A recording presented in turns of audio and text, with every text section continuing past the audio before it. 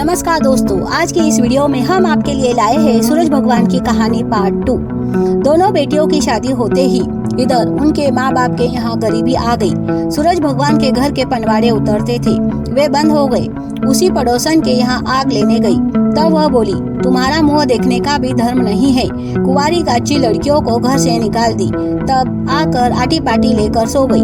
पति आया, तब कहा, मेरी लड़कियों को वापस लाओ। ब्राह्मण ने कहा, लड़कियों को पीहर ससुराल तो भेजी नहीं थी, उजाड़ जंगल में छोड़ी थी, अब कहाँ से लाऊं? तब वह बोली, वहीं जाकर देखो। जब ब्राह्मण देवता वहाँ गया और वहाँ पर कुत्ते बिल्लियों की हड्डी पड़ी हुई थी, उनको गले लगाकर रोने लगा। यह मेरी छोटी बेटी की हड्डी है, यह मेरी बड़ी बेटी की हड्डी है। इतने में सूरज भगवान ग्वाले का वेश धारण कर आए और पूछा, तुम क्यों रोते हो? उसने कहा, मैं अपनी लड़कियों को यहाँ छोड़कर गया था, उन्हें खोज रहा हूँ। भगवान ने पूछा, किसी को समलाई दी थी क्या? कहा, समलाई तो नहीं। तब भगवान ने कहा, साधु की कुटिया में पूछ लो। ब्राह्मण बोला, कुटिया तो मैं जानता नहीं। तब कहा, सुरई गाय खड़ी है, उसकी पूंछ पकड़कर चले जाओ। सुरई गाय ने कहा, पापी हत्यारा, मुझे हाथ मत लगाना, मेरे पीछे पीछे आ जाओ। जाकर कुटिया बंद कर ली। साधु के 1.25 मन की भिक्षा आती थी, सो 1.25 सेर की भिक्षा आई। तब साधु बोला, ऐसा कौन मेरी कुटिया में पापी आदमी आया कि 1.25 सेर की भिक्षा आई है? साधु बोला, कुटिया खोलो। तब ब्राह्मण बोला, मेरी लड़कियां बताओ कहाँ है? तब कुटिया खोलूंगा। साधु ने कहा, एक वजीर के यहाँ राज करती है और एक बादशाह के यहाँ राज करती है। तब ब्राह्मण पहले बड़ी बेटी के यहाँ गया। दरबान रानी जी के पास जाकर बोला, रानी जी, आपके पिताजी आए हैं। रानी जी ने पूछा, संसारी है या भंडारी है? हमको क्या मालूम, रानी जी के दो पिता है, देखे तो संसारी है। थाल भर कर मोती मूंगे दे दो, सो बाटे चुट्टे आ जाएंगे। देवर जिठानिया क्या जानेंगी कि रानी जी के पिताजी आए हैं। थाल भर कर मोती मूंगे दे दिए, सो बाटे चुट्टे हुए आ गए। बेटी से बातचीत करने लगी। तो बेटी ने कहा, पिताजी भोजन कर लो। पिता ने कहा, बेटी, मेरा तो सूरज भगवान की कहानी कहने का नियम है, सो तुम कहानी सुनोगी तो रोटी खा लूंगा। बेटी ने कहा, पिताजी, कहानी सुनने का समय नहीं है, हार का समय है, श्रृंगार का समय है, राजा को थाल परोसने का समय है, कंवर को दूध पिलाने का समय है। तब पिता ने कहा, बेटी, तुम्हारे से में भिक्का पड़ेगा और छोटी बहन के कटाने से कटेगा।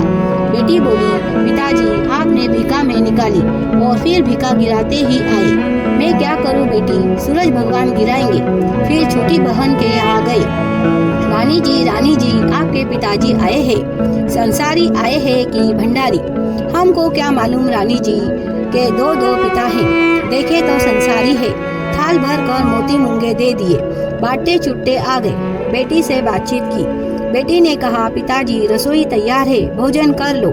पिता ने कहा, बेटी, मेरा तो सूरज भगवान की कहानी कहने का नियम है, तुम सुन लोगी तो भोजन कर लूंगा। सुन लूंगी पिताजी, समय तो नहीं है, परंतु कह दो। बाप ने कही, बेटी ने सुनी, तब 2 रोटी खा ली। बाप ने कहा, बेटी, मौसी याद कर रही है, मौसी को तो धन की चाहना है। पिताजी, वह मेरी भूखी नहीं, धन की भूखी है, धन चाहे जितना ले जाओ। 6 कोठों की चाबी दे दी, बहुत से धन की गाठड़ी बांध ली। दीवर जिठानियानियों ने देखा, यह तो धन लेकर चला, हो सके तो इसको लगा बुझा दो, घर में रहा हुआ धन तो कुछ काम आ जाएगा, इसके ले गया हुआ धन क्या काम आएगा।